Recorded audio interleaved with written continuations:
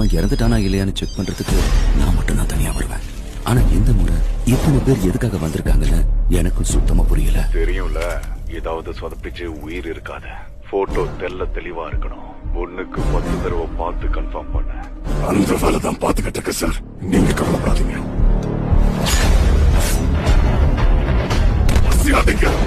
எனக்கு பிடிக்காது.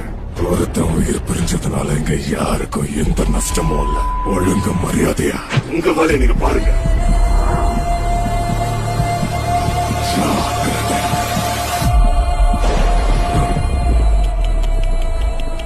எதுக்கு பயப்படுறீங்க?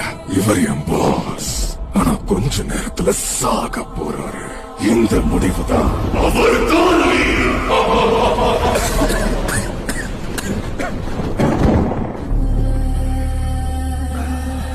வாழ்க்கையில தோல்வியை எப்ப நாம ஒத்துக்கிறோம்